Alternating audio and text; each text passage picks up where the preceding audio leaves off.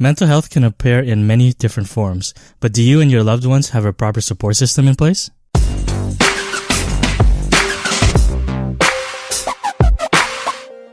Welcome back to this week's Faulty Logics podcast. My name is Billy. Wayne. And this is Dan. And we also have a special two guests with us here today. We have Aaron and Andy from Express and Escape. So tell us about yourselves, guys, and what is it that you guys do? All right, like I said, my name is Aaron.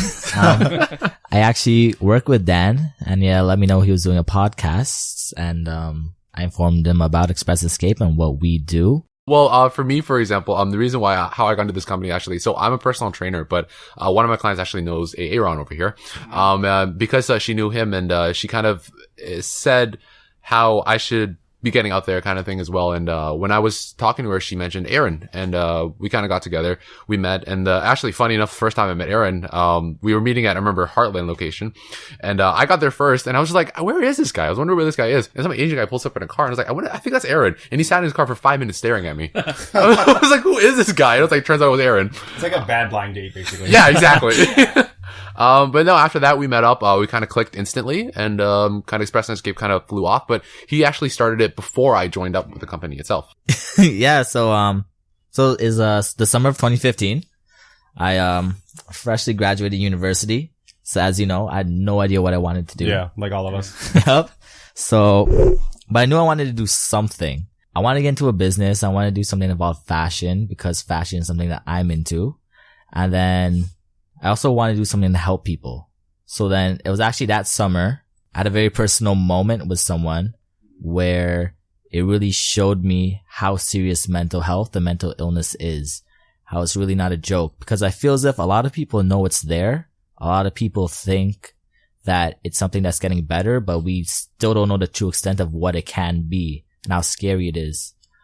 So once that happened, I had that moment with that one person. It kind of drove me to create Express and Escape. I worked the next few months to develop designs, develop concepts, and it wasn't until December 2015 I launched the brand. So was it, at the beginning, was it just yourself, basically? Yeah, so it was just me at the beginning. I did have a few people helping me along the way because obviously, what did I know about running a business? I needed support, whether it be dealing with vendors, whether it be with the actual graphic design of my products. I just needed some support. I have no idea what I was doing, right? Yeah, that's pretty good. Most people just like I can do it myself. I'm going to do everything. And then they kind of just put themselves in a corner and just start failing, basically. And I think that's where a lot of people, actually tend to, drop off because when people, and it's, again, relating back to mental health, a lot of the time people with mental health issues, they're scared to ask for help, if anything, just because they're scared to be ostracized for it, right? But it's like the fact that you can ask for help, I think is what makes you strong. It's not the fact that you can do it by yourself. Right, right. Yeah, and that was me. I was that person. I thought I could do it all by myself. Yeah.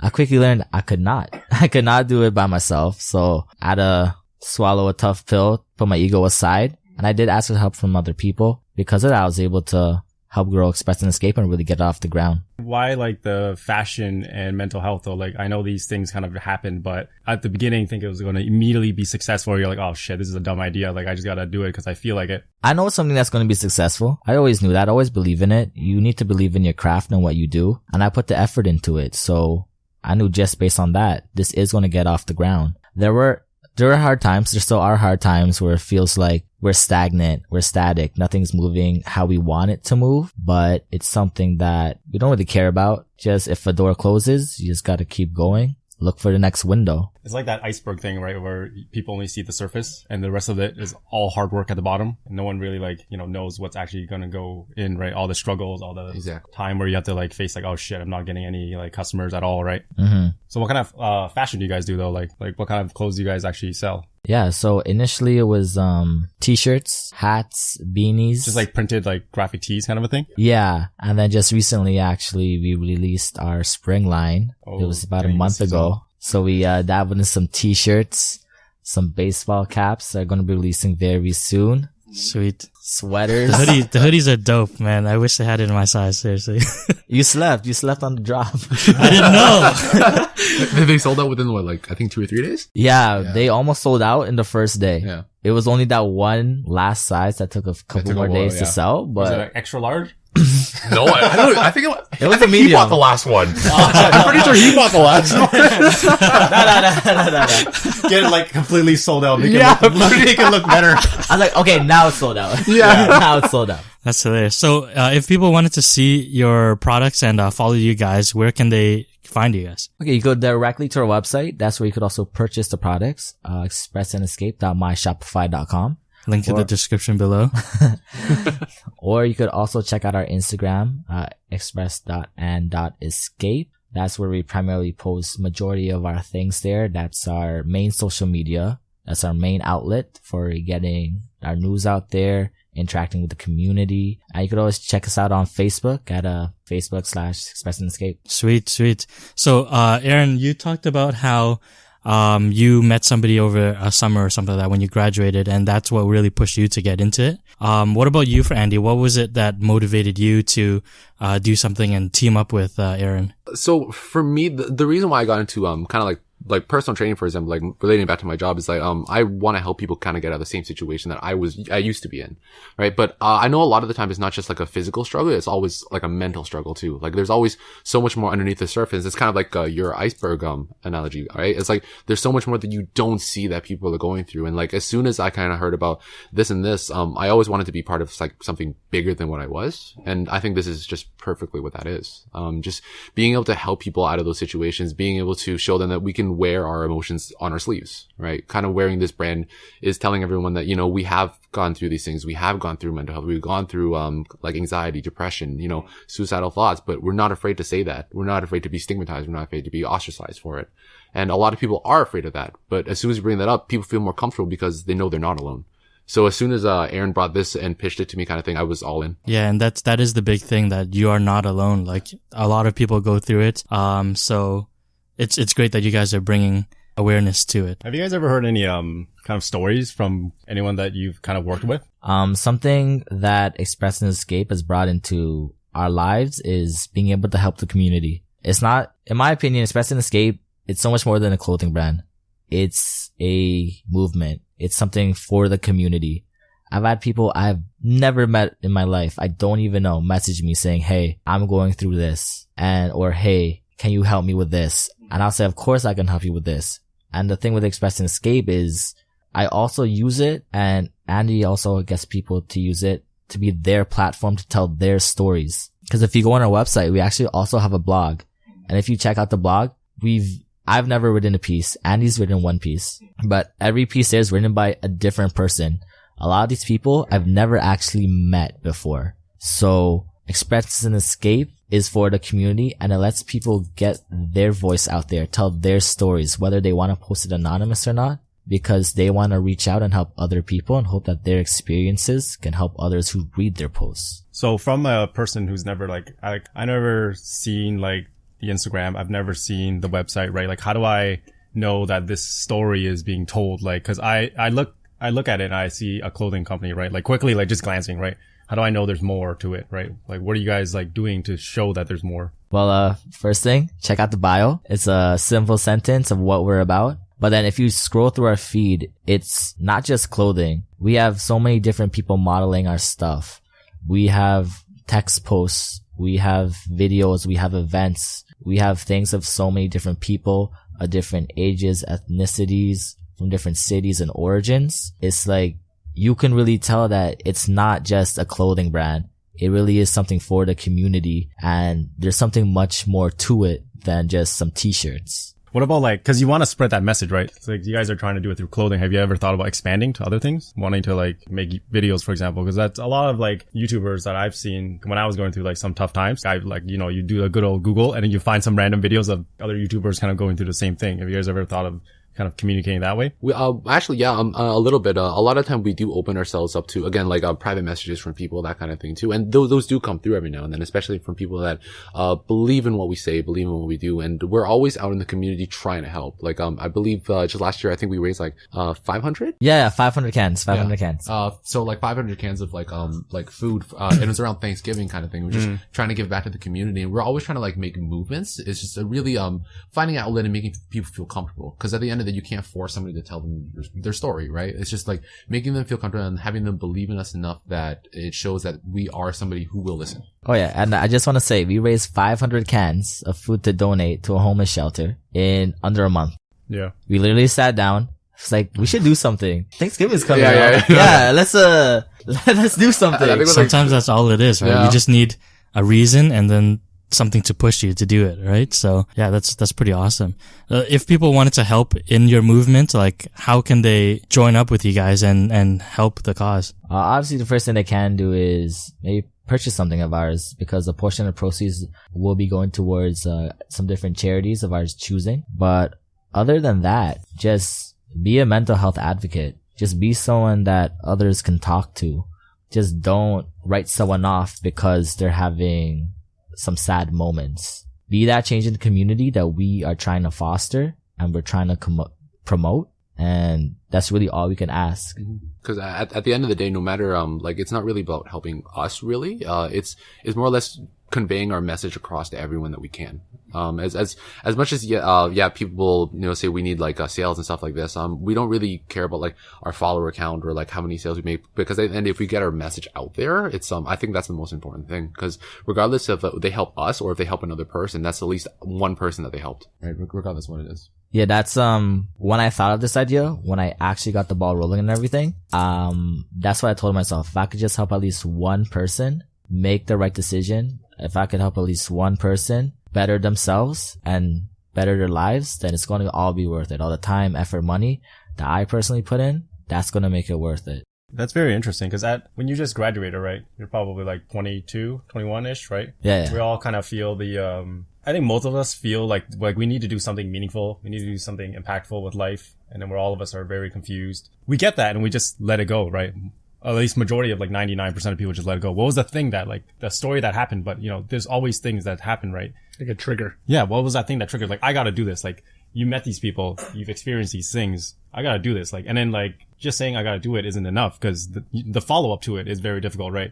The grind where you gotta like organize everything together. You gotta make the product. You gotta promote you gotta sell it. You gotta do all of these things. What was that trigger? The thing that triggered me was just wanting to be the change that I want to see, not just within my community, but within the world. Cause that moment I had with that person, they're younger than me. And when I really thought about it, I was like, young people have it so hard nowadays. It's so easy to fall into depression, have low self-esteem, have high anxiety, things of that nature, just in the social media era that we do live in, where it's so easy to be self-conscious and succumb to mental illnesses. Yeah, I can't even imagine growing up like as a kid now, where there's like your friends can compare literal numbers to you. Yeah. Like, this is a number that my number is bigger than your number. Yeah. And you're like, shit, what I gotta do something about it, right? Everything is like quantified now, right? That's the problem.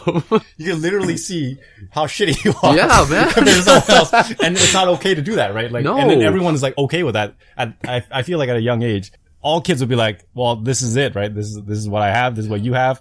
Like, there's no like deeper thought, like, oh, maybe this person is a person, right? This person is just a number, right? And one post can make or break you. When I was growing up, you know how much stupid stuff I said? Imagine if I had Twitter. I could never live that down. Actually, Dan, during training, our manager, he went around to my hiring group and was like, what did you want to be growing up? And you know what I said? I said, yo, I wanted to work at Pizza Hut. And you got hired? Everyone was like, yo, I want to be a doctor. I wanted to be this. I'm like, yo, I want to work at Pizza Hut. But that was me as a kid. Imagine if I had Twitter as a kid. Right. I would never be able to live that down. No, but I would be ruined. we had messed up dreams as a kid. Even for me, yeah. like, I'm like, when I grow up, I'm gonna buy so many Happy Meals. No. Right? That is happen. true. You want to like stay up all night. You want to eat candy, all night and just be a slob, right? And then you grow up, you're like, shit, I gotta be a human being now. Yeah, man. I remember I remember when my dreams got like shattered. I remember that. I don't know why I remember this so well, but it was it was back in kindergarten, and everybody and the teacher actually used to ask, what you want to be when you grow up, right? And in my head, I was like, I want to be a ninja. I was like, to me, that was the coolest thing ever. As soon as I said that, she's like, you can't be that. I was like, what do you mean I can't be that? So and then she made me settle for like a policeman or something. I was like, I don't want to be a policeman, but I guess it's the closest thing, right? Kindergarten teacher. I know, but I was like, I guess it's the closest thing, so I guess I'll aim for that. You should have went back like after high school. Yeah, I know. And be like, I did it. yeah. That's why you're a personal trainer right now. I know, right? I would say Pretty personal close. trainer is pretty close to being a ninja. I'm close now.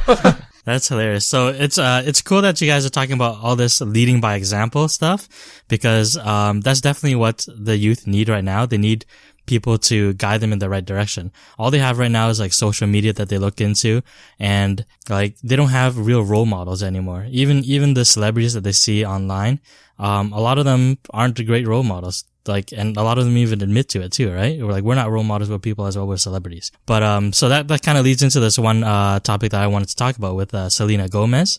And recently, she, had an interview on Vogue and pretty much talking about her experiences with depression and anxiety and things like that. Have you guys followed up with a story at all or anything like that? We were, read up on it a little bit. Yeah, we we're familiar with the story. Yeah. So her being on Instagram as the most followed person on Instagram, whatever.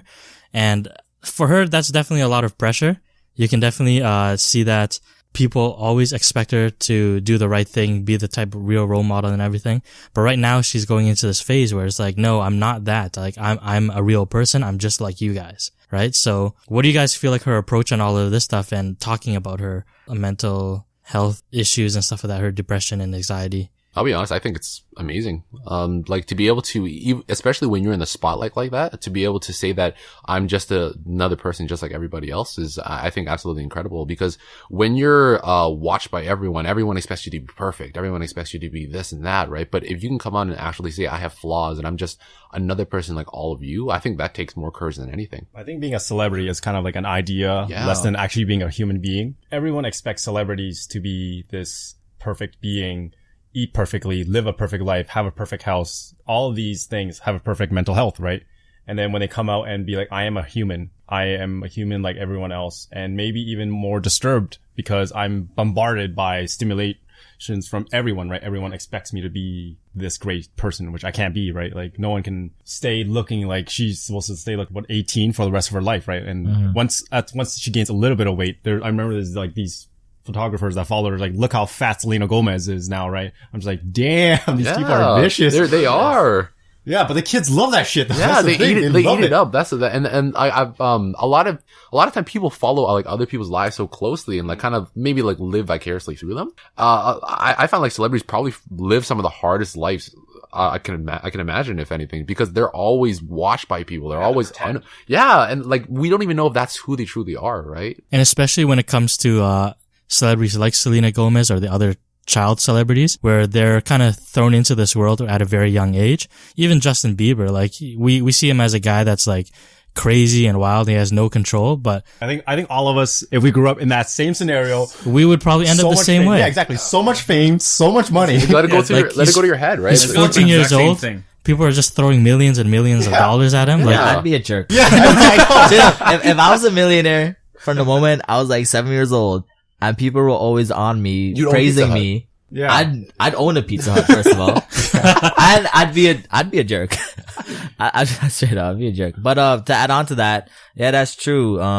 People think celebrities are kind of like bigger than life. They're not people. They don't look at them as people. They look at them as something so much more. Mm-hmm. So for Selena Gomez to actually say, I'm a person, that probably just like blew everyone's mind. Right. And it's like, what do you mean? You're not a person. You're Selena Gomez. Yeah. So her to, as if try to tear herself down, her image down as just being a person and not as Selena Gomez is probably one of the most courageous things that she could do, especially in this generation where they're just waiting for you to mess up. They're just waiting to ridicule you. Like what you said, she gains like 5 pounds or just picture taken in an unflattering angle. That's right on TMZ. 10 million views instantly. Like they're just so ready to roast her that to show her this vulnerability and to just show this weakness. It's admirable. So do you guys remember, how Amy Winehouse kind of took her own life, overdosed basically? No one really reported on any of her mental health issues that she was actually going through until after the fact where she OD'd, right? I'm wondering if more celebrities actually spoke out before Selena Gomez, and actually just speak with people like on some kind of open channel like Instagram, right? Where they can say like, hey, listen, not only are you suffering, but I am suffering as well. I wonder if it will actually save lives like Amy Winehouse, right? I definitely think so. Again, a lot of the time people try to keep it hidden so much because they try to be so strong. They try to be perfect. And even not even celebrities, but, just ordinary people in general. They always tend to hide their mental health issues because they're always scared of people judging them or like people saying it's not a real issue because everyone kind of writes it off. Right, everyone tends to write it off and tells you kind of just get over it. But it's like, again, like you've probably heard it before, but it's like if you have a broken bone, somebody's going to tell you to get over it, right? Yeah. It's the same thing. A lot of people do try to do that, and when they hide it, it just gets worse and worse. That is true. A lot of the times when someone says maybe they don't know how to express it, right? Because when it's something that's affecting your mind, you don't know how to explain it because it just feels weird. Like there's no way to say it. Like if you can plug your brain to someone else, maybe then you can express it. And then people just say, just suck it up, right? Just stop it. And then you can't, right? Because it's a chemical thing that actually happens to you, right? Your brain has some kind of chemical, like reaction to something. Your brain is inflamed in some way, or like, cause when, I think when UFT studied this, like they found that a part of your brain when you're actually depressed was like really like swollen compared to the other sides of your brain. So it's not just a thing you suck up. How do you like do that to your brain? Like you can't just tell your brain to stop it. Like, if you have a sore muscle, like you said, right? Like broken bone. You can't just like stop. You can't just push it down. Yeah. And but the thing is, at least we can put it in a cast or something and do this. Yeah. You can fix it, right? When it comes to mental health, how do you fix that when you don't even know where it is? Yeah. And then the thing about the cast is that it's visible. Like visibly you can see that there's something wrong with this person, right? You can't put like a cast on someone's brain. No, you can't. Trying to do it. And I think it's cool that these days now too, like in the past, if you did have something like that and you wanted to talk to somebody, you would have to talk to somebody in person, face to face about it and really acknowledge it. But with technology now, I guess in the past you could like write journals and write diaries and everything too, but now you can blog about it and people will follow you and stuff and read about it and get inspired by what you're talking about as well too, right? Like for even Selena Gomez, the way that she initially first came out of it was when she had that one song, The Heart Wants What It Wants. And right at the beginning of the song, you could feel all the emotion in her. Like her quote was like, feeling so confident, feeling so great about myself. And then it just completely shattered by one thing. I thought you were going to sing that, but all right, cool. Well, she didn't sing that either. I know, but I was like ready for the beat to drop. You're going to do backup vocals and everything? But like the whole purpose of the song really was that she knows that what she wants is not the right thing, but at the same time, that's what she desires, right? And I think all of us at some point in our lives go through that kind of a phase as well too. Like, how do you kind of talk to somebody to tell them like, it's okay to feel like this, but at the same time, tell them that, I don't know, how do you get someone to get past it? I'll be honest, a lot of the time it's hard to just say, to get past or even trying to help them because everyone experiences so differently, right? Like even if you've gone through it yourself, even if you've gone through anxiety, depression, everything as well, because it's so different for everyone, it's kind of hard to label one thing, this way to get out of here, this, how to use this to get out of this, right? Yes, there are coping mechanisms, but everyone, and again, like you said earlier, with all the chemicals in your brain, everyone even has different chemicals that they're kind of going at too, right? So there's no one way for everyone, but most of the time they just need support, regardless of who it is. Optimism. Yeah. Let them know that there will be better days. There can be better days. It's just that you need to work towards those better days. Talking about support though, like, Dan mentioned that, like Asian parents basically are a bit different, or I don't know, because I don't have any other kind of parents. But my white parents said this. Yeah. But, they're very different in the way that they kind of just brush it off, right? Like, it's not a thing that exists, right? Like, usually when you're going through something, they just kind of just like say, well, what's wrong with you? Right? Just stop like it. It's shameful. Yeah, exactly. It's not a thing that exists. It's just something that's in your head, or like I don't know, they sometimes do some crazy stuff, like take you to acupuncture and just like poke it out of you or something. Take that black stuff out of you. They cup it. Yeah, and then hopefully it changes everything. Right? Yeah, exactly. It solves everything, right? So what do you guys think though? Like, how do people find support though? Like, if you're like if your family doesn't want to help you because you tried, because I've met some people where they were like depressed, where they don't want to leave their house.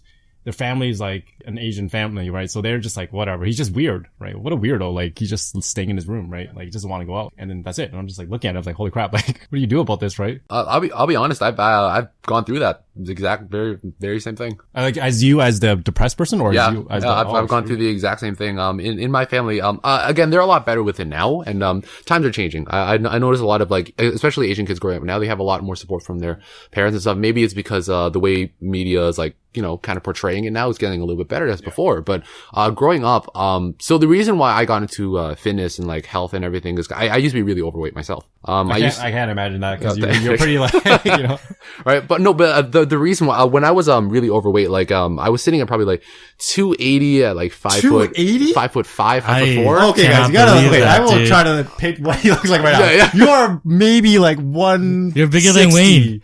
Yeah. You're like 160 right now.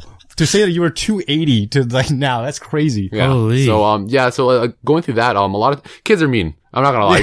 Kids are mean, man. Sure. Kids are especially mean to fat kids. Yeah, man. Like growing up, like it was hard, man. I just wanted to play soccer with you guys. Like, come on. Like, I couldn't even do that. I can see Aaron's face. Like, I'm one of those kids that would. He's one of them. He's one of them. No, chill. I was one of those kids too. I was a fat kid too. You're okay. I was already. Imagine me, this little chubby kid saying, "Hey, can I play basketball with you guys?" I'd be like, "No, you can't play basketball with us." You can't. So, yeah, kids are mean. We had even teams, but you guys have 5. Like, what do you mean you have even teams?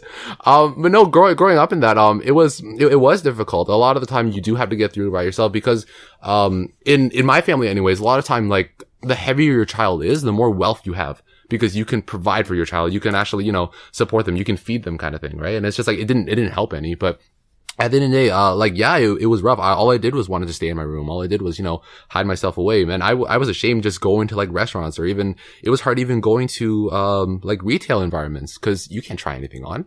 You don't want to try on the triple XL. You don't want to try on like, the largest size possible and have you it always not think even like fit. people are just like watching you and judging you, Yeah. even if they're not. Like, Even if they're not, like you always get that feeling. And part of it is like the anxiety and the depression that gets through it too. But, I think the one thing that really helped me was just finding people that, didn't care about that. People that kind of looked past it. And don't get me wrong, it's not easy to find those kind of people. But when you find those people become like friends for life. When did that happen though? When did you find these people? How did that? So it was kind of throughout, quite a little bit. I probably didn't find these people until I would say like grade 7, grade 8 even. Like, and it was like middle school. So the transition from middle school to like high school is where it was the big change for me. But up until that point, I was kind of just trying to figure out who I was. Right? Because at that point, when people are telling you you're this and this, but you can be better, you can do this, but it's just like there's so many like limiting variables for you. Mm-hmm. It just gets tough every day. But if you keep pushing, you can get past it. It's just you have to keep telling yourself you can't do it, no matter how rough it is. I remember that time. That was like that's like when puberty hits you, man. During that time, holy crap, you have no idea what you're thinking anymore. You're like super insecure for no reason. You're super angry for no reason. Yeah, all the teenage angst is everywhere. Yeah.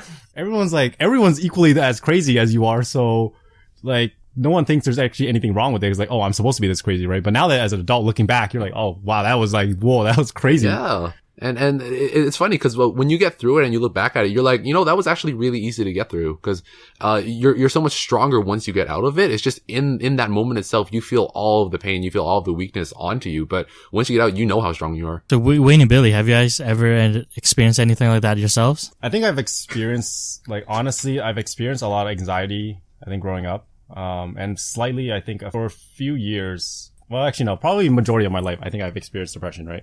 When most people talk about depression, they talk about it like it's just a sadness, right? Yeah. Which is definitely not just a sadness. I feel like when there's like, cause it goes like in like episodes, right? Where there's moments where I don't feel anything.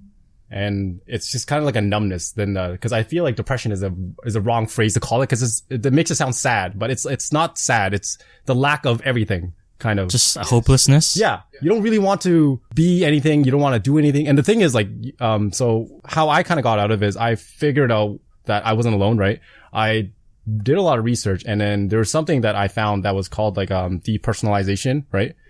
So what happened was that when I was talking to friends about this, because there was one moment when I was talking to them about it that, I felt like I was watching my own life from like 10 feet above me, just staring at myself, like piloting my body. Like an out of body experience. Yeah, but it wasn't like a momentary thing. Cause when you're usually like if you're doing a presentation and you're not used to doing presentations, you're really anxious, right? That happens, right? Mm-hmm. But it was like a 1 week span where I felt like that the entire week. No one can tell that there's anything wrong with you cause you're like a puppet and you can play along with the happiness, right? Like you go out with friends, you can joke around, but at the end of it, you feel empty, right? That was kind of a thing that went on and off and I feel it's still like, an existing thing that is in my life, but you learn to cope. You learn that when this is happening, it's not a irregular thing that happens. This is just the way your brain works, and don't panic. Once you learn that, then, you know, you just kind of deal with it. When it's on the down spiral, when you're not feeling like anything, just try to keep habits, right? Routine habits are good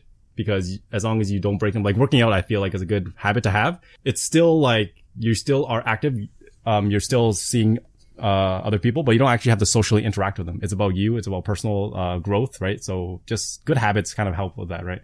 And then just, you know, just keep living, right? What about you, Wayne? Well, for me, I don't think I've ever been on the side of like being depressed. At least I don't believe I have. But I have been on the side where I was the friend that wasn't aware. Because I did have one friend back in, I can't remember if you know her. She might have worked with us when we were at Tim Hortons, right? So there was one time, I know she dated like guys, like not dating around, but she'll have like one guy here, one guy there still. And then sometimes she'll just like talk to me about how bad these guys are, right? But most of the time I'm kind of just, like you said, writing it off because it seemed like it was just her venting or whatever or whatnot, right?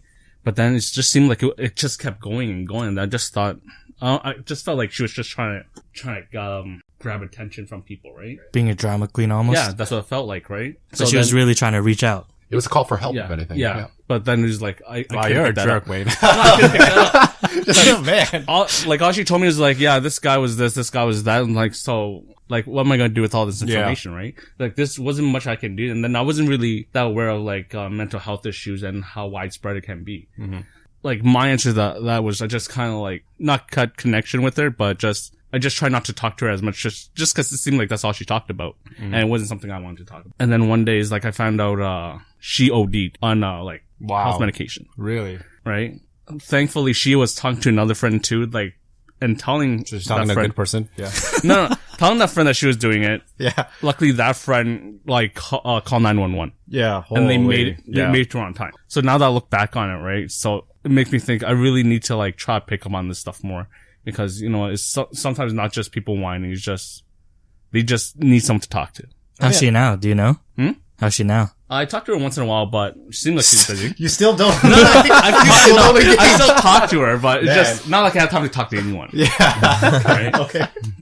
She's probably like worse off, and Wayne's just like, yeah, oh yeah, No, you're good, you're good. You seem fine. No, she lives really close to you. She lives in one of those new places. She bought a place of her own. Yeah.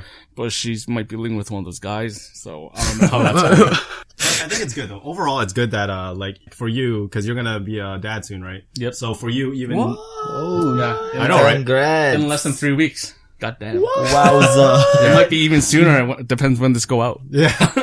But yeah, so he's going to be a dad soon, right? So, but knowing this, and then like if your kids ever have any issues, I think that's the best thing you can do is to then not brush it off as like you can see that your kid is crying out for help, like help them then, right? Cause, you know, I'm sure it happens to all of us, you know, Asian families, right? When we grew up, that's how it was. If we were complaining about something, the parents would just be like, you know, go play somewhere else. And watch TV.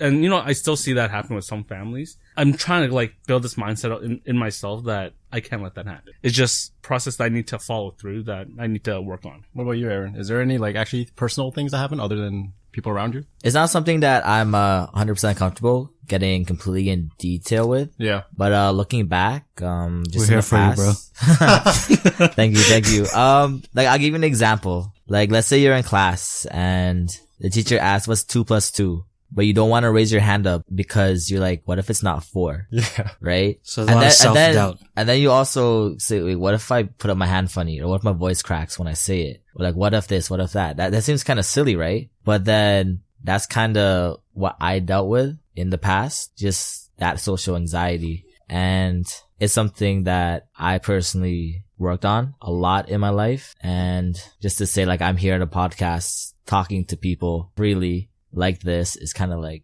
something I couldn't imagine 10 years ago. That's pretty impressive because being someone who was that nervous and then starting your own business, that's a huge like self-doubt kind of a moment where you're like, oh shit, can I even do this? Right? Going from that to where you are now is actually a big jump. Yeah. And damn it, Aaron, you bring more bad memories for me. As those other kids be like, why can't that kid read? You know, the ones that have to stand up, right? And then now I grew up and I realized there's like kids will have those conditions like this dyslexia or whatever that gives them trouble reading. I was dyslexic as a kid. Were you? I was dyslexic. I didn't read properly. Thank God you didn't have me as a classmate. Yeah, I was so bad as a kid. I'd be the judging kid. It's like, but when I look back on these like situations, I feel so bad. You know, I didn't feel differently. Well, partly it's just we don't know any better either, right? It's just part of it. We're all just a bunch of douchebag kids. Yeah, and at the end Kids of the day, are so cruel. Yeah, and you're right. Kids are cruel no matter what. Like, even though I was like the kid that was like bullied and like, ostracized for what I did, I probably bullied other kids too, right? That's the thing. Right? We always and part of it, I think, is we're always trying to make ourselves seem better than other people, right? Because that gives us power essentially, and everyone tends to look for that. Especially like we talked about earlier, everything is based on a number nowadays. Everything's based on the likes you get. Everything's based on how many followers you have, right? So if you can have that now, that's the kind of power you have over people, and I think that's what's maybe driving mental health just a little more too. Yeah, I think when we're younger, that feels very, very like primal in us, like where we need to find a group, be the strongest in that group, whatever the case may be, the highest Instagram follower number, right? And dominate that, right? And doing that as a kid both like creates very bad habits, and it also builds your own insecurity, because the kid that you think is like super confident most likely isn't super confident, right? When you get to know them, that kid is probably anxious as shit too, right? And they don't want to admit that because, you know, you're a kid, right? You think you're the best, right? And then other kids kind of, you know, repeat and rinse, and we get kind of the same situation that we all end up in, right? So since everyone else shared their stories, I might as well share mine as well too. Oh yeah, man. What about you? Okay, so I went through quite a bit actually. Most of it stemmed from a social identity crisis, which I still kind of deal with. And basically, growing up as a kid, up until grade 4, I grew up in like an Asian community, which was fine. That's what I knew. And then I think around grade 5 to grade 8, I moved to a predominantly white school. And from there, I was a minority. It was the first time ever. I was like, what the hell is going on, right? And I started realizing that something called racism exists. And even from day one, even from day one, even the teachers were racist because they put me into an ESL class, right? Assuming that I didn't speak any English. I'm like, what the fuck? I was born here. Wow, that is pretty bad. No, it happened to me too. Right? Really? And You're not the only one. Yeah. yeah, I was in a school with a lot of Chinese people. I was in ESL. Then I was in a school where I was like probably one of 5 Chinese people. I was still in ESL. But you're still in ESL regardless, Yeah. so I don't think that's not, okay, that's just your fault. Anyways, okay, Dan. So I guess during that time, I was starting to get influenced by the white culture. So I was doing I started trying to skateboard. I was really into hockey and stuff. So I quickly learned that skateboarding is not my thing. But hockey I was still really into. It wasn't until high school that I moved back to like I guess more of a South Markham or Scarborough area, where I was back into the Asian community again. And these were all the international students, all the immigrants and stuff like that. So they were very, very in tune with their Asian culture. And I'm like, okay, this is what I'm supposed to be. So I started trying to get into that as well too. And I'm like, this is not what I'm supposed to be. Like, this is not me. I'm not white. I'm not Asian either. So what the hell am I? I'm like, I must be black. I see it. So, Here we go. Like the logic just ran out the window. So the funny thing is, like, at that time I was really into basketball. I was really into hip hop, rap, that kind of stuff, R&B. I was really into that. And the thing is, I'm still into that stuff, a lot. I love like black culture is what people would mostly call it, right? So I guess I found my comfort zone in that sense. But at the same time, I still have most of my friends here because I did grow up in an Asian community afterwards. Most of my friends are Asian, and I am kind of the outcast in that kind of group, but I'm totally okay with it because that's who I am. Like, I still appreciate everyone else's individuality, which is pretty cool. So social identity, that was like my big thing. I did go through depression as well too. And talking about being outcasted, even growing up within my family, I wasn't very close with my family as well. I found I was closer with my friends than I was with family. Like, you always hear these stories about, kids being really open with their parents. They can tell their parents everything. Like, I can't do that. Like, I can't even hug my parents. Right? Like, I've never said I love you to my parents or anything like that. It's like, That is weird though. I have never done that too. No, right? no. It's just, I feel like it's an Asian thing almost too. Okay, because no, if you say in Chinese, it's just weird. You say it in English, they don't even understand. So it's like, that's why it doesn't happen. Yeah, so that's the type of like family environment that I grew up in. But like now that I'm older, I'm starting to be more family oriented, and I'm forcing myself to be more involved with my family, even though I was outcasted when I was in my youth. And then in terms of like depression and stuff like that, I went through that at near the end of high school and at the beginning of college. I went through like some tough times, family stuff and relationship stuff, friend stuff. I pretty much felt like I was alone in the world at that time. And I contemplated suicide as well too. So that was definitely the lowest point in my life. And I think it was because of the way that I was raised and how I felt alone to begin with throughout my entire life. I had that independent, like strong independent self, of like my own self, right? And I was able to climb out of that. But at the same time, I don't feel like other people in the same situation might have came out as strong as I did, right? And that's one of the things that, this one quote that I kind of say every once in a while. And I think that it's an inspiring quote for everyone as well too. And it's that, you were given this life because you were strong enough to live it. That holds really deep to me because when I look at it, it's like, yeah, I think that it's true because somebody in my position might not have gone through it as well as I have. You guys gotta print a shirt about that and give that to Dan. Yeah, I like it. That's what you guys gotta do. I like it. You gotta give Dan that shirt for his birthday or something. And he's gonna be like, oh man, he's gonna remember that. Dan, I want to thank you for sharing that, but I want the listeners, what to take away from each one of us opening up a little bit and telling our stories is that everyone deals with something. You may not necessarily know that person, but they're dealing with something. Everyone has their own thing and you don't know what it is. So don't write them off. Don't label them as something. Don't categorize them as crazy because you don't know their struggles. You don't know what they're dealing with. It could be a lot. It could be a little. Like you really don't know. So who are you to judge what one person does when you don't know the whole backstory of what brought them to this point? That's why something like bringing it back to Selena Gomez, in the articles it said she just straight up canceled tours. I'm sure a lot of people judged her. A lot of people were mad at her. For sure. But they don't know the whole story.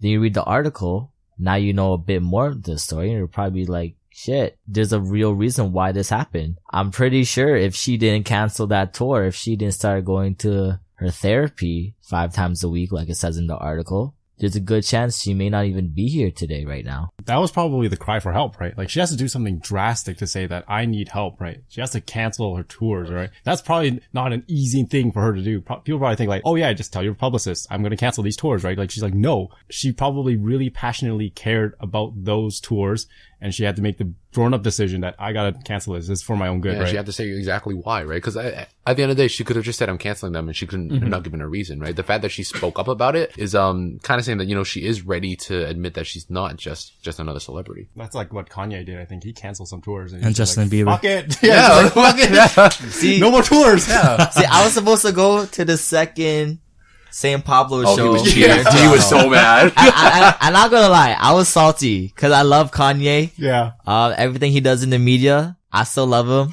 I understand what he goes through. I do not judge him whatsoever. In fact, I believe in order to be the best and be someone who excels like he does in his industry, you have to be going through some stuff. Like you're not going to be completely level-headed, right? So I'm not going to lie. I wanted tickets. He canceled the show. I was salty. But at the end of the day, I'm like, you know what, Kanye, I still love you. I get it. Go be with your family. Go be with Northwest. Just find you a man like Aaron. I'm saying, I understand. I understand. Yes. From looking at the news, Kanye just does whatever he wants, right? Like, I don't like him, but the fact that he does whatever he wants, that's pretty cool. Like, he really doesn't give a shit, though, yeah, really. Because whatever. I think there was one concert where he just wore a mask the entire time and it just pissed everyone off, right? And he just like, this is my art. And you're just gonna keep going. And that's what you need to do. You just need to not care about what other people say or think. And that's what Kanye does. And that's probably what he needs to do to stay as level-headed and where he's at right now, to be there for his family. Because if not, imagine if he cared about everything the media said about him. Kanye, he just get roast 24/7. Like, I barely hear anything good about him in the media that's not related to his music. Yeah. And even then, people are always criticizing his music. always criticizing his fashion. It's like, gotta do what you gotta do. And sometimes you just need to not care. Yeah, but from day one though, he's always been doing like what he wanted to do. Like regardless of before all this negative like attention got on him, like he was always still doing what he wanted to do, and like he still keeps up to it today. I think the first memorable moment from Kanye was when he said George Bush didn't like black people. Oh, that was like the first that's big from one. the New Orleans Hurricane Katrina. Yeah. That is true. That is And Mike Myers standing next to him, he'll be like, what the fuck? He wasn't ready for that. Yeah. You guys want to talk about like It's more fun. yeah, let's talk about like actually like, cause this feels like we are talking about like the journey towards something, right? Like we're talking about like the struggles right now. Let's talk about like when you guys actually now are out of it, right? Like, so you guys are starting your business, right? So where do you guys see yourself in 5 years? 5 years, definitely expand more out of Mississauga and Brampton. Touching Toronto. I know we're currently the Child Development Institute. We have some friends there, some connections. We go back and forth trying to think of ideas of something we could do to work together. Still haven't found exactly what we want to do, because of course there's things such as funding and like time and commitments. I want to do some big things, big collaborations, not with people like the Child Development Institute, my apologies, and other brands, things of that nature, and really just expand, get our name out there, and just continue the movement of positivity and actually foster some change and hopefully just touch lives across the world. how are you advertising yourself right now? Because until Dan mentioned your name, I never heard about you guys. I'll be honest, a lot of it is through Instagram and through like just talking. A lot of people know each other through one of us, and then they usually recognize like the logo that we have, kind of thing. And it's been spreading. I actually got funny enough, a story recently. One of my friends was wearing the same sweater, and he was walking downtown Toronto, and I remember he was saying some girl walked up to him and it was like, "Oh, you have that sweater too?" And I was like, "Oh, you must know Andy, right?" And I was just like, and he was just like, he's just staring at her. The longest time I was like, I don't know who this is, but it's like, yeah, I know him. I work with him and all this too. But at the same time, like he said, he felt like she really opened up to him because she saw that because he was wearing that sweater, it was almost as if like she knew that he supported mental health. It's like That's a pretty badge. cool. Yeah, you have like a little niche it's kinda like a community, club, right? Yeah, That's what it represents. Yeah, and I think that's like an amazing feeling and an amazing story at the same time, because like if you can see somebody that has like, let's say this badge on them, or like this symbol that says, you know, I'm an advocate for mental health and I'm always willing to listen, and I've gone through my own struggles, kind of thing. It'll make you feel like not so alone. Yeah, like you're not just wearing a t-shirt when you wear an Express and Escape shirt. It's so much more than that. Like what Angie just said. That's your nickname for him. All right, Keep it in the bedroom, guys. Sorry, that's my personal nickname for him. You guys weren't supposed to know In that. private time. Anyways, so it's just like what Andy said. It's not just a t-shirt. When you wear something of ours, you are identifying yourself as a mental health advocate. You are somebody who may have gone through your own struggle, gone through your own journey, or at least knows what the journey is. And whether you got to the end point yet, or you're still on it, all that matters is that you're there and you're willing to help others on their journey. That's essentially what Express and Escape is, what it means to really wear our stuff. What about tips to starting businesses? I don't know what's a good number, like 3? Top 3 tips when someone wants to start something? Billy's trying to steal some ideas for us. Okay, wait. I'll do one tip right now. You need to want it. Seriously. It is a lot more work than you'll think. You think, oh, I just need to do X, Y, and Z. No, you gotta do A through Z. And once you come to that realization, that's what turns a lot of people off. You really just, you need to want it. You need to want to put in the work. You have need to put be in the willing work. to sacrifice. You need to put in the effort. Like Andy knows, he's also a personal trainer, how hard it is to start up off the ground. Like tell him some tips from that. Oh, well, I think one of the biggest things, man, like, I guess this could be tip number 2, but, for me, it was literally, you can't have a plan B. Like, if you have a plan B, all you're gonna do is you're gonna focus on that and like have your, security rather than focusing on your plan A.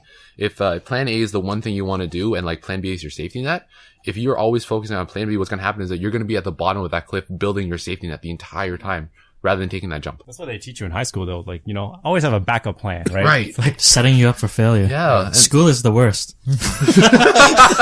yeah, quit school, everyone. I'm an anti-school advocate. No, but I think, I'll be honest though, like a lot of the time it has to be with really moving forward and being willing to sacrifice, you know, really being, part of your craft, putting whatever you think forward rather than, you know, being afraid of the fall. And I think even when I first found out that Aaron was doing a clothing line, I think he found out because I was doing hats as well too. And, people at our office were like buying some of my hats, and he got interested, right? So we started talking about that. And we started talking about how, we don't even have a social life anymore almost, because we're constantly working on what we're doing, after work, right? And sorry to say, but like our current jobs right now are just so that we can make money to do what we really want to do at the end. If our manager listening to this, Dan It's said not that, true. not It's me. not true. We still love the company and the opportunity for growth, and we're very happy to be there. Anyways, another tip. How about that? Yeah, we're in good hands. Okay, okay, how about, let's do one more tip each? Yeah. Okay. You go next. I need to think of Thanks, one more Aaron. tip. I need to think of another tip. Well, for me, aside from like, really striving towards it, I think it's working at it every day. No matter like how many times, like you get discouraged, no matter how many times, you see the negative in it, I think you always have to be, optimistic about it. Like really find the positive in everything. No matter what the situation is, it's just, leading towards something better. Like if you're passionate about it, if you're passionate enough to believe in it yourself, a lot of time people will start to believe in it as well. Cause, for like, if I had to give an example for when I started personal training, in personal training, it's all for the hustle at the beginning. If you don't have clients, you're not getting paid, like straight out. But, a lot of the time, like you have to stick through it. No matter how many, I don't know, how many weeks go by that you don't have anything coming in, you don't have people coming in, and, people aren't, actually wanting sessions from you kind of thing. But if you believe in yourself enough and you have the confidence to keep pushing forward, you're gonna get somewhere. Actually, pulling that back to school sounds like a terrible idea now, realistically, because, I've been saying for years. it actually, what you're describing is exactly the opposite that I was told in school. Cause so the mentality that you have to like work on something on a weekly basis on your own schedule is actually completely opposite in school. School gives you a schedule, right? School gives you the goals to achieve, right? So when you're not given something, what do, right? Most students after school, they follow the same format where the company follows a format similar to school. So wanting to start something on your own breaks that completely, right? You need to self-motivate yourself. You need to work every day, right? Like schools, like we go like, oh, I'm doing homework on Tuesday. That is all. I'm doing my assignment on Thursday. Studying on Sunday. So you're telling anyone to drop out at 16? No, man, don't drop out, man. Well, no, you just have to be aware that school is conditioning you to go into the working environment or the working field or whatever you want to call it, right? Yeah. But if you want to pursue your own dreams and everything like that, you have to look beyond that. Well, I mean, like, if your dream is to work at a big ass company and make lots of money, that's also okay too, right? That's pretty good, right? But some people have such like minuscule dreams that they become complacent. And I think that's one of the big things that people have is being complacent. Like you have to always want to keep growing. You can't be happy with where you are. Funny you said that. Actually, on our drive here, that's all we were talking about.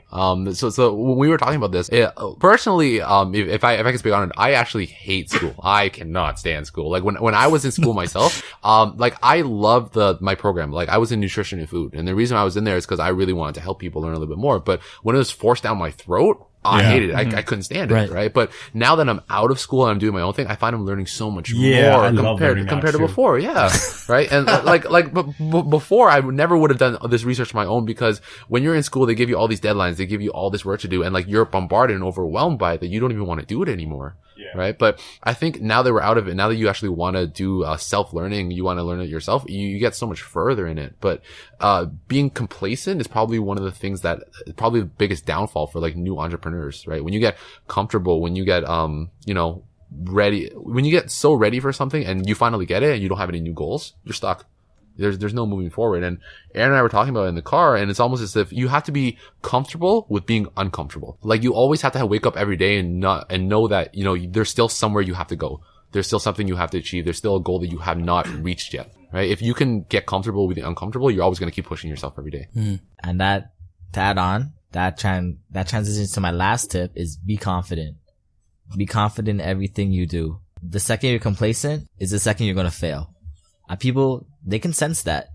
Like when I was starting my stuff, when I was talking to get the t-shirts printed, I had to go in confident. I had no idea about deals. I had no idea how the actual industry worked, right? But I had to be confident in what I did when I was speaking to the person to try to get the best deal possible. And I try to use this confidence in everything that I do in relation to Express and Escape. Like, for example, our sales, when you really think about it, probably 95% of our sales are from us creating the sales, messaging the people, having conversations with people, and just speaking with confidence, saying, hey, this is who we are, like, what's up, and taking it from there. Really, we are an e-commerce website. We are a business online, but we really are probably only got 5% of our sales from online orders, right? And with this confidence that we have, Andy and I, we wouldn't have nearly 2,000 followers on Instagram. We wouldn't have nearly all these sales. We wouldn't be in a position to create a new spring collection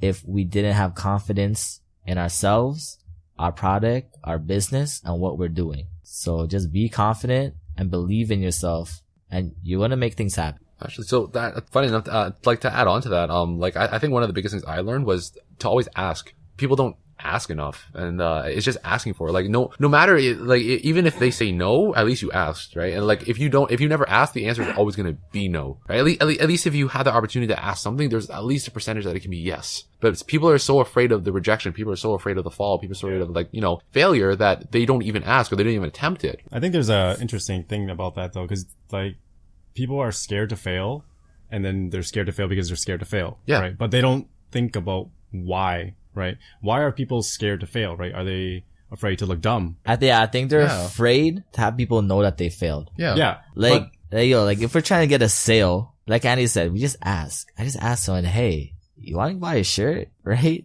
If they say no, they say no. But if say yes, at least I put it out there. And then maybe I'll try to upsell them, hey, how about a hat? Many times I've had people that's like, wait, a hat? This is kind of fresh. Hell yeah, I want a hat. Yeah. Right? But I wouldn't have had that sale if I didn't just simply ask. So. Yeah, you'll never have opportunities if you don't actually open your doors to it, right? Do you guys know that I'm a quotes kind of guy? Do you guys know that acronym for fail? First attempt in learning? I've heard of it, yes. Yeah, I think that's a really powerful quote as well too. But yeah, like speaking of asking, like I can ask for the people again. Like where is it that they can go support you guys and get your merch and follow you guys? Follow our Instagram at express.and.escape. Check us out on Facebook, Express and Escape. Go on to our website. Check out our blog, expressandescape.myshopify.com. And really don't hesitate to swing us a message. If you want to write for the blog, write for the blog. If you want to reach out to us, just say what's up. We will reply back to you. So come check us out and give us a follow. There you go. Thanks for taking the time to listen all the way to the end. To follow us on our social media, go over to their website, www.faultylogics.com. All of our stuff there, Instagram, Twitter, Facebook, it's all there. Again, thanks for joining us and see you next time. Sweet. It's all there. Sweet. It's all there. Sweet. It's all there. Sweet. It's all there. Sweet. It's all there. Sweet. It's all there. Sweet.